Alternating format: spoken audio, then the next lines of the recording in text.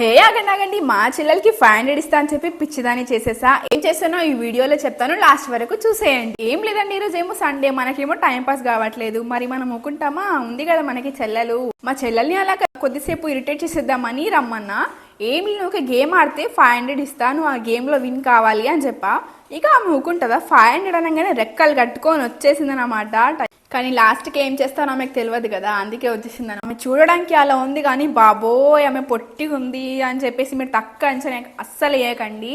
పొట్టిగుంది చూడడానికి, కానీ ఆమె అబ్బో మామూలుగా లేవు, అవి చేతుల రాయిలు అని అనిపించింది. ఇక నన్నేమో ప్రాంక్ చేస్తుంది, ఏమో కోతి కోతి కోతి అనుకుంటా నన్ను నవ్వించి ఎలాగైనా సరే నన్ను ఓడిద్దాం అనుకుంటుంది. కానీ మనం కుదరనీయం కదా. ఇక నా ఎక్స్ప్రెషన్స్లోనే మీకు తెలిసిపోవాలి అసలు నా చెయ్యి అక్కడే మడత కాజా అయిపోతుంది అనమాట.